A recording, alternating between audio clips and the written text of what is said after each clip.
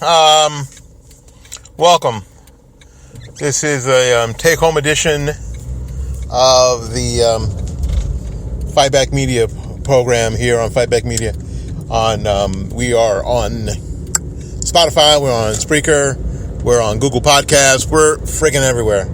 Now, the reason that why this is loud and not normal sounding is because I do this program at the end of my workday as I'm driving home.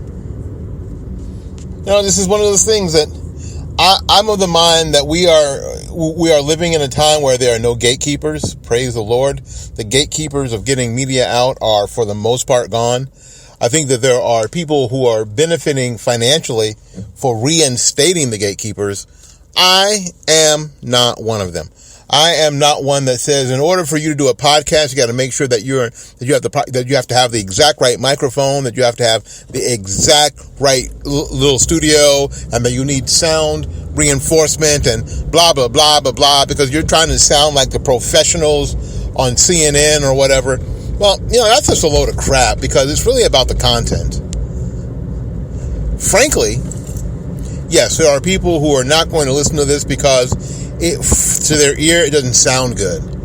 But I'm not talking to them. I'm talking to people who care about what I'm going to say.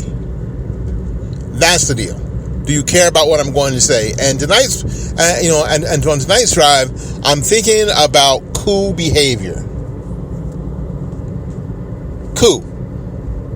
Now, we have a lot of talk on the right and in Republican circles about this coup attempt to literally overthrow a duly elected president in the name of Donald, whose name is Donald Trump. His name is not 45, his name is Trump. Donald John Trump. And there is coup-like, I don't know if there's a coup. I'm not going to drive here and be driving home and tell you that there's a coup going on, because there's other people who are saying just that. I'm going to tell you, I don't know if there's a coup going on, but there's a whole lot of coup-like behavior going on. There's a whole lot of behind-the-scenes, underhanded, leaking information. People who shouldn't be leaking information. People who work for the CIA. People who work for the FBI. People who work in what we're calling a deep state. Now, we have to talk about what the deep state is. What the deep state is that whole group of individuals that keep their job and their power regardless of who the president is. You know what I'm saying?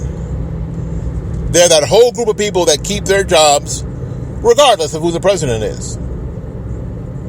And that a lot of time isn't just the CIA head or the FBI head, but a lot of the deputies and a lot of the understructure or infrastructure of these organizations that never change, who are there regardless of who the head is, whether it's Joe Schmo or Edgar Allan, Edgar Hoover, it doesn't matter, or George Bush, who was head of the CIA for a while.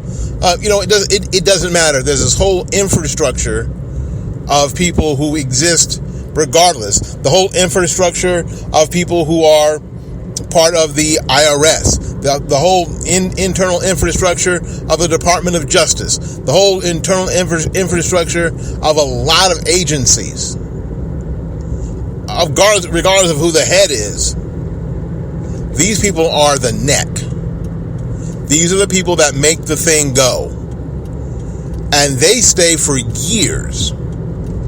They are the unelected bureaucrats that make decisions that we live by.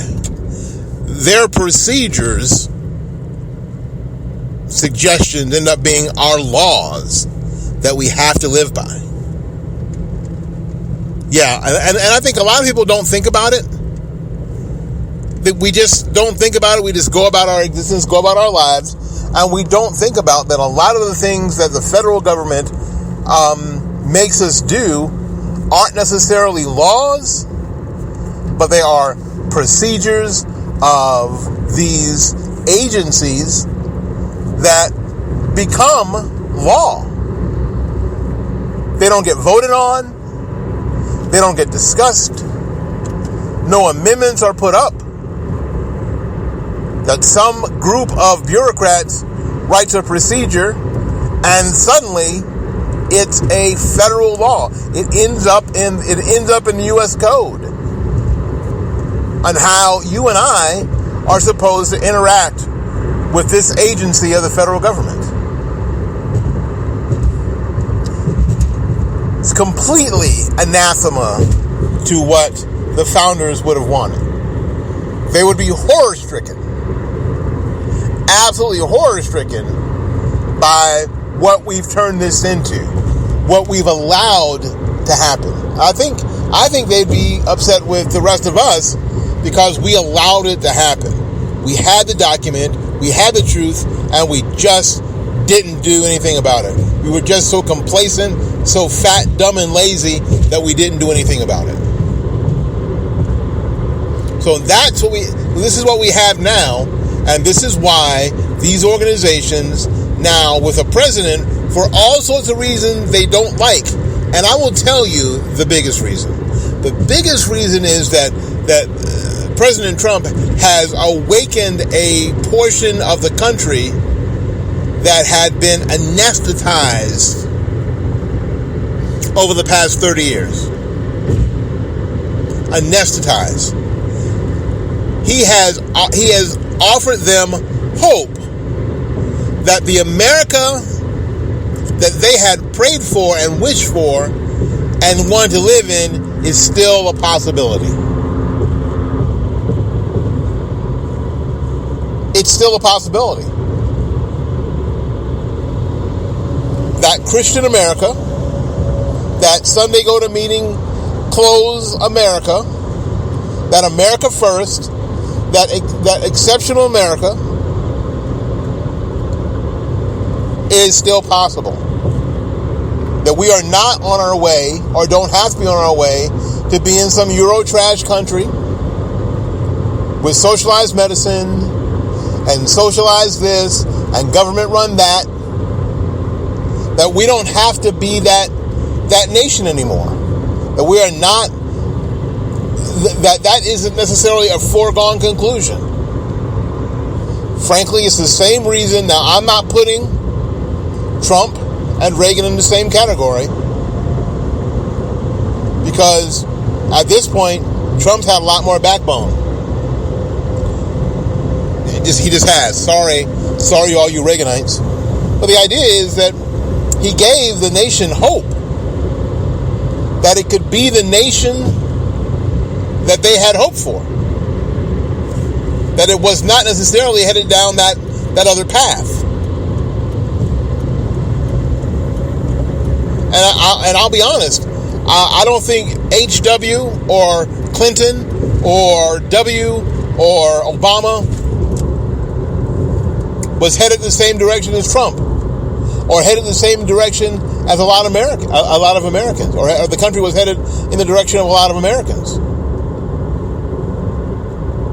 And it wasn't just the president, it was Congress. Of course, the most consistent thing in all of this mess, of course, is always Congress.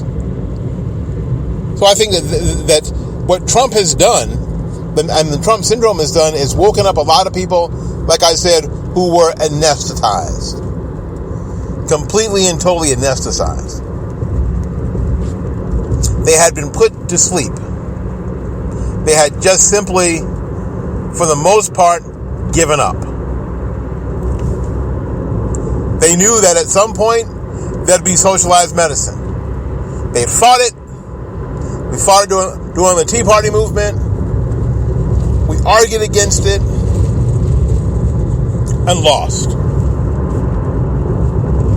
We argued against same-sex marriage. Fought it, argued, and then eventually lost. The country that we grew up in, the country that we wanted for our children, was quickly slipping away. And we were like the old dogs that they just put to sleep when there was no more use for them. The Trump syndrome has woken some of those people up. Now, they don't necessarily come out and say anything, but they vote. And they show up at the rallies. Just like at the end of the 2016 campaign, when every poll in America, listen to me carefully, every poll in America was saying that Trump was going to get slaughtered, absolutely slaughtered in the 2016 presidential elections. It was going to be a huge embarrassment for Republicans and could indeed be the end of the Republican Party. You remember those? Just a few years ago, 3 years ago? Well, what we found out is that wasn't true. What we found out was that was mostly not true. Mostly it was false. And now we're getting the very same messages from media and the polls.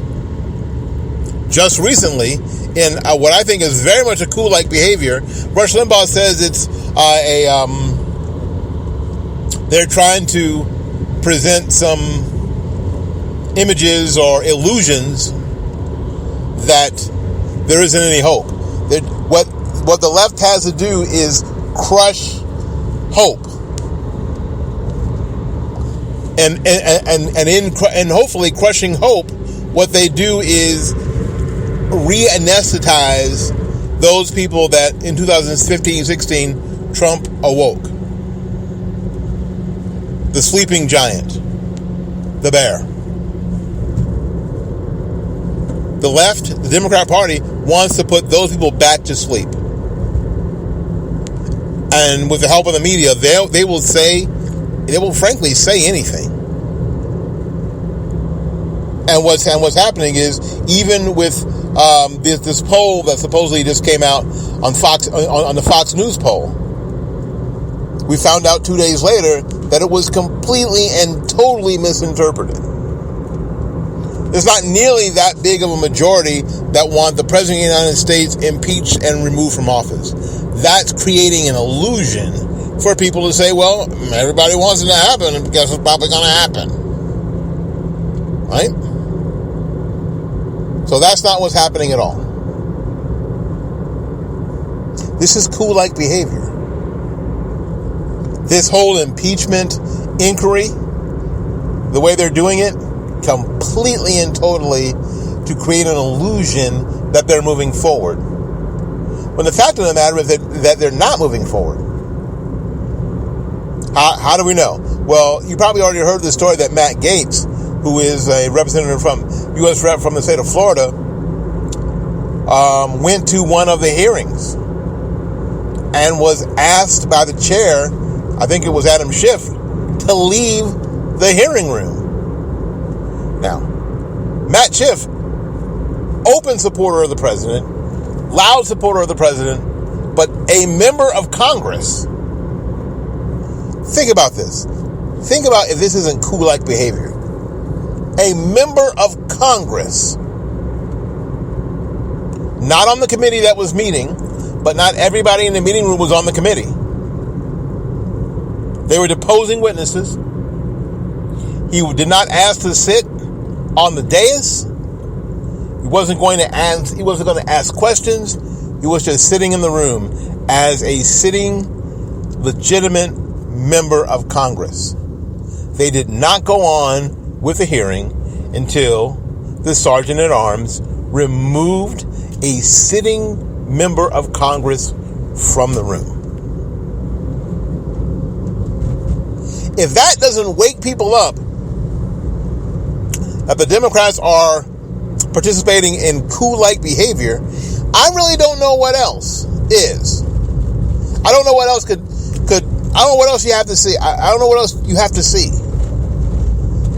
I just don't know what else you have to see. This is coup-like behavior, folks. That's what we're seeing. This is banana republic sort of behavior. The Speaker of the House, Nancy Pelosi, said that they're going to continue the inquiries, and the Constitution doesn't say they need a vote to do the inquiries. However, and I loved that my friend Chris Ann Hall also put into the discussion that if, and it's true, the Congress does not need a vote to proceed with impeachment inquiries. They don't. But if there is no official vote or official inquiries, then they don't have subpoena power either. Nothing official, no official hearings, no subpoena power. Which means that people do not have to cooperate. They can subpoena people, but they don't have to show. And if they do show, they don't have to cooperate. They don't have to turn over documents. They don't have to turn over recordings. They don't have to do a damn thing. If the Congress isn't going to, if the Democrats in Congress aren't just going to put on their big boy pants and write articles of impeachment against Donald Trump, then what the heck are they doing? Well, I'll tell you. They're trying to create an illusion of a foregone thing that the president is out. That he's not going to make it to and through the 2020 election. They're trying to create that illusion when, frankly, nothing is farther from the truth. The president is still drawing big crowds, huge crowds at rallies. The president is outraising a number of his potential Democratic opponents. He's outraising them. He is, in all the regular political matrices, he's beating the crap out of everybody. His approval rating amongst his own party is in the 90th percentile. Are you kidding me? What you're seeing, friends, is coup-like behavior. That's what you're seeing. How's it going to end? I don't know. It's anybody's guess, really. My thought is that this election is going to happen. And the more I think about it, the more I think that we could possibly have, and I don't know if this is going to be true, but we could possibly have a Reagan-like landslide to where not only the president wins the Electoral College, but wins the popular vote as well, in a way that hasn't been done since Reagan, because of the pushback of the behavior of the Democrat Party and the liberal left. All right. Well, thanks for spending some time with me on our take-home show. I'm almost home, and thanks for dealing with all the car noise. I turned the AC off so we wouldn't have that going, but I'm not in a luxury vehicle. I'm in a 2007 Toyota. So there's lots of road noise. And I'm almost sorry about that, but not really. So in any case, till we see you again, go out there and learn something, love somebody. And for goodness sakes, y'all take care of yourself. We will see you when we see you. Bye-bye now.